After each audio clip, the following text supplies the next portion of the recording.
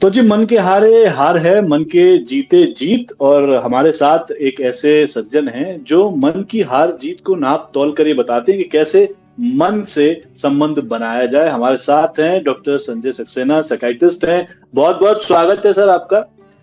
पिछले 15 से भी अधिक सालों से सर जो है वो मन के हार के जीतने और जीत कर हारने वाली कंडीशंस को देख रहे हैं और लोगों को एम्पावर कर रहे हैं कि कैसे वो अपने इस मन के माया जाल में जो अलग अलग रंग दिखते हैं उससे निपट सके, उससे जूझ सके और उससे जीत सके। तो सर, आज हम जो बात करने वाले हैं वो है 16 साल से लेकर 20 साल, यानी वो उम्र जो सबसे ज्यादा कंफ्यूजन पैदा करती है। वो कंफ्यूज करती है कि कौन सा सब्जेक्ट लें, वो कंफ्यूज करती है कि क्या खाएं, वो कंफ्यूज करती है किसे दोस्त बनाएं, कौन सी फिल्म देखने जाएं, क्या पहनें। आपके पास भी बहुत सारे ऐसे लोग आते होंगे, तो सबसे पहले मैं आपसे यही जानना चाहूंगा कि इस एज में, सबसे ज्यादा कंफ्यूजन वाली एज में, आपके पास किस तरह के पेशेंट्स या किस तरह के बच्चे आते हैं अपनी समस्याएं लेकर? विकास जी, मैं इतने लंबे समय से इस मनोविज्ञान के क्षेत्र में जो काम कर रहा हूँ, इस आधार पे ये टीनेजर जो है, ये 12th क्लास से बड़े और कॉलेज के फर्स्ट ईयर, मतलब उस एंट्री में देखा जाए तो 16 साल से 20 साल के लोग हैं। तो जी। बहुत लोग आते हैं क्योंकि उनको खुद की अपनी पहचान बनानी है। 12th तक के बच्चे को बच्चा बोला जाता है और जब वो कॉलेज में पहुंच जाता है तो प्रौढ़ के अंदर आ जाता है। तो वो ना तो बड़ा होता है ना वो बच्चा होता है, ये सबसे बड़ी प्रॉब्लम। तो इस तरह के बहुत सारे क्लाइंट आते हैं मेरे पास, काफी लोग आते हैं, बच्चे परेशान हैं बहुत सारी चीजों। ये जो आपके पास बच्चे आते हैं, क्योंकि पिछले सालों में मोबाइल का इस्तेमाल बहुत बढ़ा है और उसका एक बहुत बड़ा असर है हमारे ऊपर। तो मैं ये जानना चाहूंगा कि मोबाइल के असर की वजह से बाकी समस्याएं या बाकी चैलेंजेस जो हम फेस करते हैं वो तो है ही, कि शरीर में बदलाव भी हो रहा है, हार्मोन्स में बदलाव हो रहा है, उससे लेकर जो चिंताएं या जो परेशानियां हम देखते हैं वो तो हैं। लेकिन मोबाइल को लेकर खास तौर पर जहां हम दूसरे की जिंदगी देख रहे हैं जो बहुत ही खुशहाल लग रही है, और खुद की जिंदगी शायद हमें उसके, अगर हम उससे कंपेयर करते हैं तो बहुत फीकी लग रही है। इस वजह से किस तरह की समस्याएं लेकर लोग आपके पास आते हैं? इस तरह की जो समस्याएं हैं, इसमें है क्या विकास जी, बच्चे क्योंकि कॉलेज में जब एंट्री ले रहे हैं तो वो अपने आप को बड़ा देखते हैं, क्योंकि आज के हम्म। समय में मोबाइल हर जगह है, हर समय है, हर मिनट, हर सेकंड है। तो वो अछूता नहीं रह जी। सकता बच्चा उससे। अब मोबाइल जी। पे हर एक व्यक्ति अवास्तविक चीज को वास्तविकता में दिखाने की कोशिश कर रहा है। सबसे पहली बात, हम्म। रियलिटी जी। है, नो डाउट रियलिटी है। अगर मैंने आज ये व्हाइट कलर की शर्ट पहनी है तो एक बार पहनी, एक बार खरीदी, एक बार, लेकिन मैं शोरूम में जाके 10 शर्टें पहन के फोटो खींच के डाल सकता हूँ। आपको लगेगा कि मैंने 10 शर्टें खरीदी। इट मीन हम्म। आप कहीं ना कहीं अवास्तविक चीज को वास्तविक मान के रियलिटी में सफर करने लगेंगे। मेरे पास एक बच्ची आती थी जी। जो अपने बच्चों को हम्म। देख, अपनी क्लासमेट के बच्चों, जो उसके क्लास के बच्चे थे उनको देखती थी। तो कुछ लोग हम्म। अच्छा डांस करते थे, इसने भी डांस की प्रैक्टिस की, बट ये डांस के लिए नहीं बनी थी। हम्म। मोबाइल में जो देख रही है उसे कॉपी करने की कोशिश कर रही है, रियलिटी हम्म। में वो नहीं है। कहने का तात्पर्य, अगर सचिन तेंदुलकर को उसके माता पिता या वो खुद सोचते कि मुझे लता मंगेशकर की तरह अच्छा गाना है और लता मंगेशकर के हम्म। बहुत सारे वीडियो देखते और दिन रात हम्म। प्रैक्टिस करते, तो क्या लगता है हम्म। वो कभी लता मंगेशकर बन पाते? बिल्कुल नहीं बन पाते, हम्म। क्योंकि वो अंदर से जी। नहीं। बस इसको आप जी। समझ सकते हैं कि बच्चे हम्म। जो देख रहे हैं उसे अमल करने की कोशिश कर रहे हैं। तो हम्म। सबसे पहले खुद को समझ लें, खुद को जान लें, खुद को पहचान लें, फिर हम्म। आपको देखने की और दिखाने की जरूरत नहीं पड़ती। तो गुलाब का जी। फूल किसी भी गार्डन में खिल जाए तो क्या किसी दूसरे हम्म। गुलाब से कंपैरिजन करे? क्यों? देखिए, सही खुद बात। खुशबू फैलाए सही ना। बात। हम्म। जी। मैं जो, जैसा कि आपने बात कही है कि खुद को पहचान लें तो जरूरत ही नहीं है किसी और से कंपेयर करने की। अब मैं ये आपसे समझना चाहता हूँ कि खुद को पहचानने की जो टेक्निक्स है वो क्या होती है जब इस तरह के कंफ्यूजन या चैलेंजेस बच्चों के सामने आते हैं। तो शुरुआती तौर पर उन्हें क्या करना चाहिए? सबसे पहले बच्चों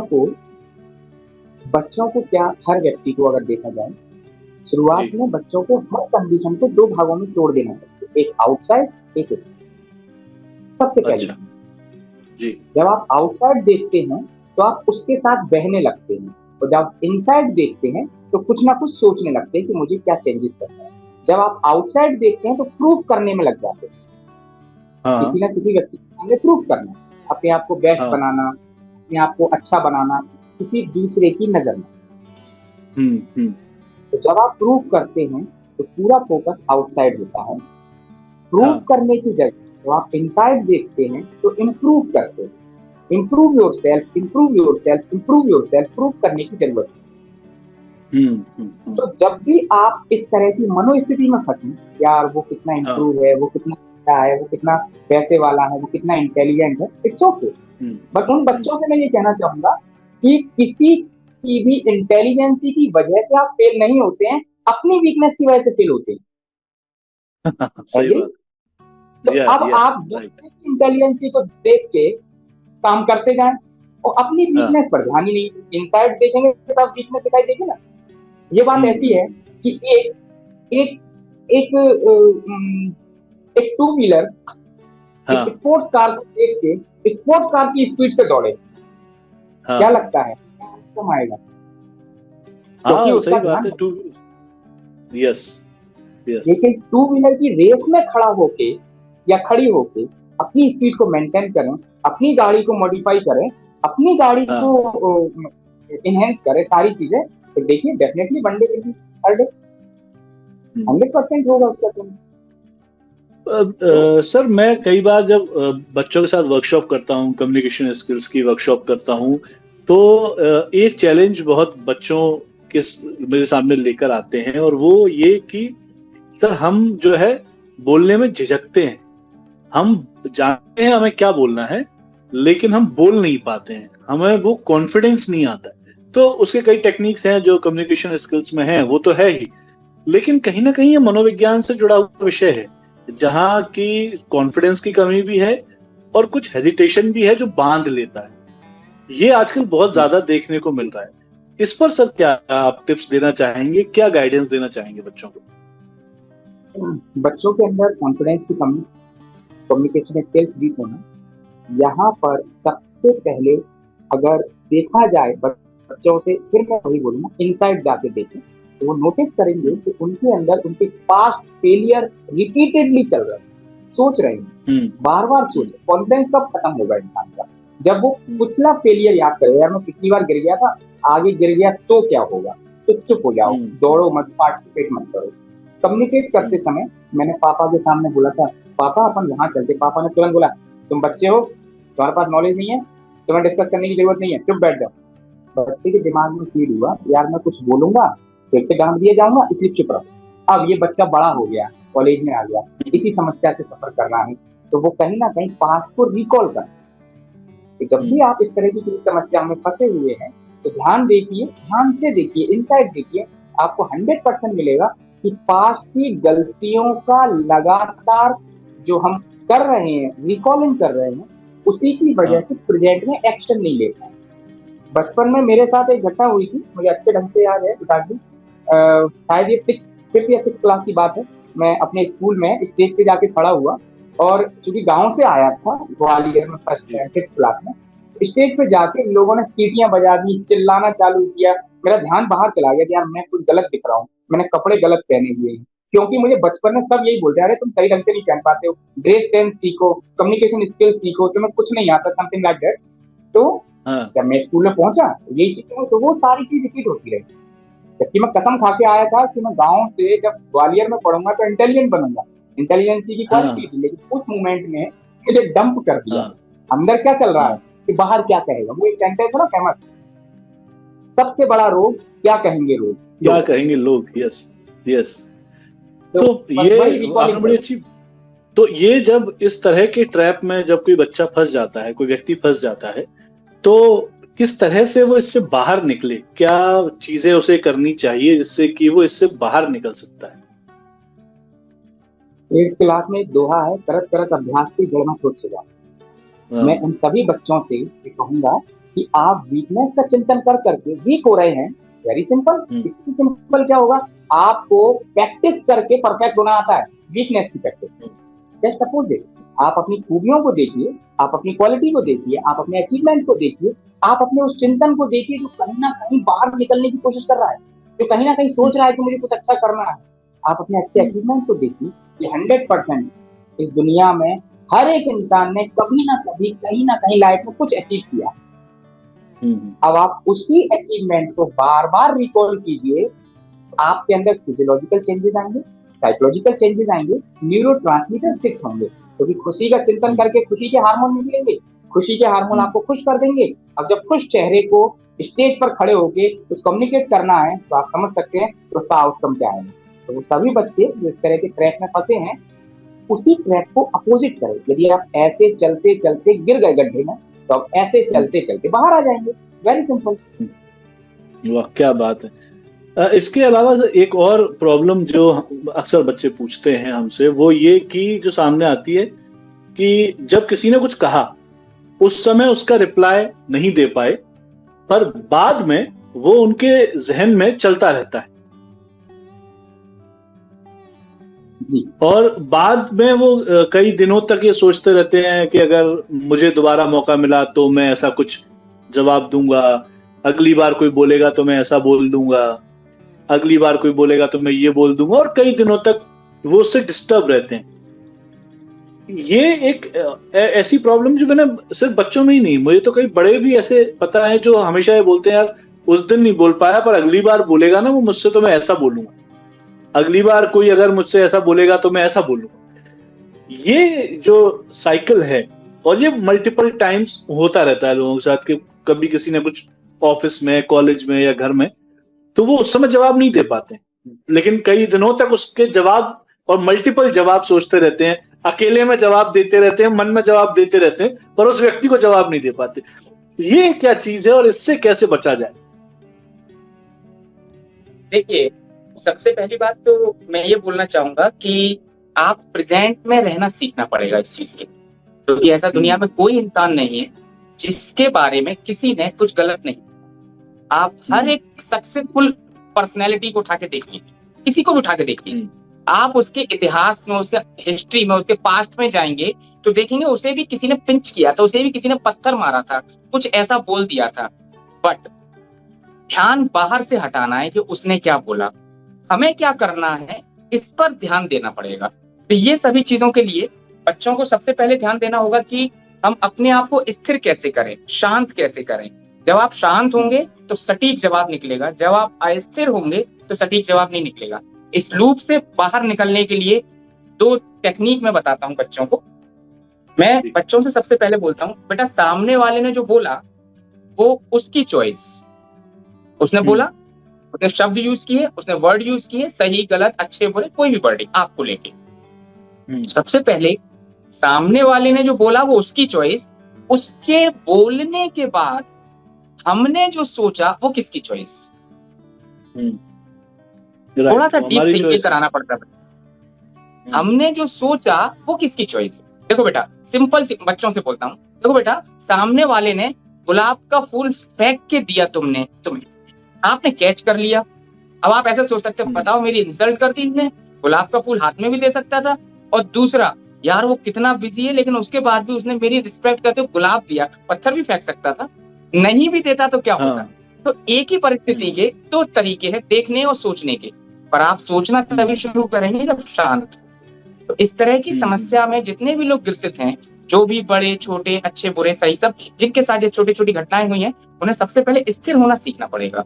क्योंकि स्थिर पानी में, साफ रुके हुए साफ स्थिर पानी में विजन क्लियर दिखाई देता है, क्या सही क्या गलत। अगर बॉइलिंग वाटर हो तो उसमें साफ नहीं दिखेगा, अंदर से आप बॉइल हो रहे हैं, इसने ऐसा कह दिया, उसने वैसा कह दिया। इसकी जगह आप ये बोलें, मैं ऐसा क्यों सोच रहा हूँ, मैं वैसा क्यों सोच रहा हूँ, उसने ऐसा किया, मैंने ऐसा क्यों सोचा, यार उसकी गलती थी। विकास सर एक बात बताए, मैं अभी आपको मान के चलिए ये बॉल है, ये बॉल मैंने आपकी तरफ फेंकी, ये मेरी चॉइस, फेंकना, वर्ड फेंकना, राइट। कैच लेना किसकी चॉइस है। आप अगर बॉल को नहीं पकड़ेंगे विकास सर, तो क्या लगता है बॉल चिपक जाएगी आपके हाथ? नहीं, सवाल ही नहीं। पकड़ते हैं, आप कैच लेते हैं। और दूसरी चीज, जो बच्चे जिसके साथ इंटेंगल हैं, इनबिल्ड हैं, जिसको बहुत ज्यादा वैल्यू देते हैं, वो गेंद फेंकता है तब कैच करते हैं। आप अपने आप को सबसे ज्यादा वैल्यू दीजिए, इम्प्रूव योर सेल्फ। बॉल फिर क्रिकेट होगा, मैच खेलेंगे, आप मैच जीतेंगे। राइट। अब एक चीज आपसे जानना चाहूंगा कि सामान्य तौर पर छोटी छोटी प्रॉब्लम्स सभी को आती हैं और लोग उसे, कुछ लोग इग्नोर कर देते हैं, कुछ हैंडल करने की कोशिश भी करते हैं। वो समय कब होता है जब उन्हें ये डिसाइड करना चाहिए कि अब मुझे डॉक्टर से मिलना चाहिए, कंसल्ट करना चाहिए, अपनी प्रॉब्लम्स के बारे में बता देना चाहिए? क्योंकि ज्यादातर हम चाहे एंगर मैनेजमेंट की बात कर लें या जो लोग बहुत इमोशनल होते हैं उनकी बात कर लें, उनको उनके घर वाले जानते हैं कि ये ओवर कर रहे हैं किसी पर्टिकुलर इमोशन में, पर वो कभी ये डिस्कस नहीं करते हैं कि हाँ अब ये समय है कि जब हमें किसी एक्सपर्ट के साथ कंसल्ट कर लेना चाहिए। वो टाइम कब है, कब ये मान लेना चाहिए कि यार अब टाइम आ गया है, अब हम अपना छोड़कर एक बार डॉक्टर से कंसल्ट कर लें? विकास सर, जब भी हम सड़क पे चलते हैं, हम गाड़ी ड्राइव करते हैं या हम दौड़ रहे होते हैं, हमारी एक शुरू से एक बेसिक नेचर होता है, चलने का नेचर, दौड़ने का नेचर, जिसे हम बिहेवियर बोलते हैं कि हमारा बिहेवियर है दौड़ना ऐसे। अब सोच के देखिए, कोई व्यक्ति आपके सामने जो डेली दौड़ रहा था वो लंगड़ा के चलने लगे अचानक से,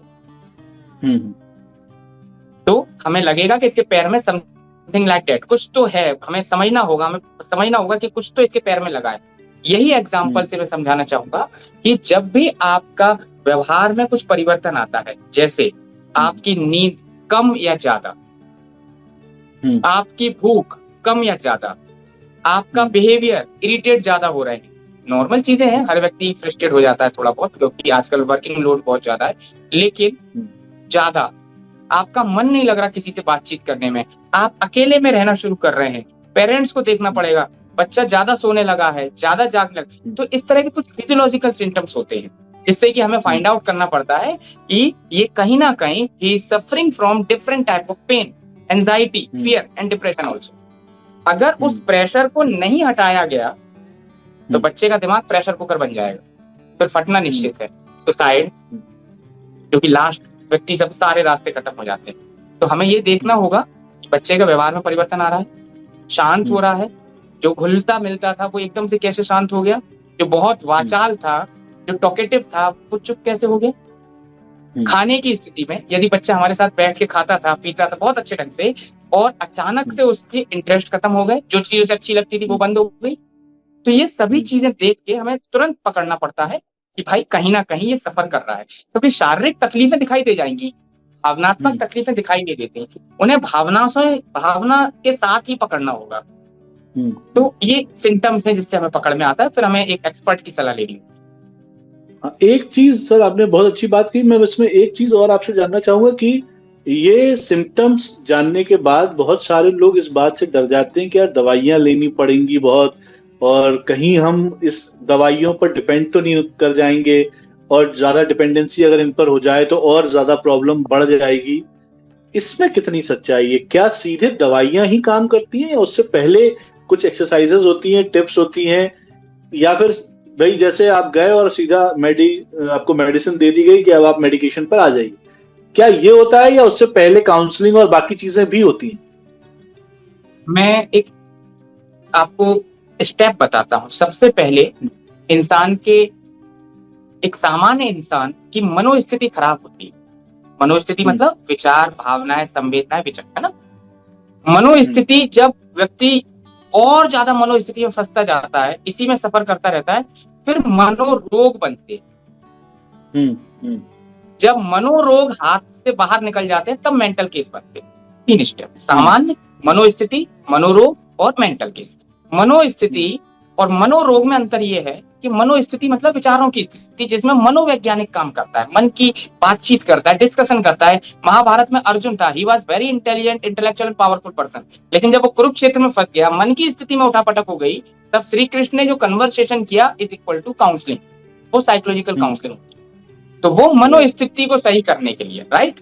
इससे आगे चलते हैं, जब आपकी गाड़ी मनोस्थिति को क्रॉस करके मनोरोग में एंटर हो चुकी है, जैसे एमपी की गाड़ी अगर यूपी में जाके एक्सीडेंट हो जाए तो फिर यूपी की पुलिस काम करेगी, एमपी की पुलिस कुछ नहीं कर सकती।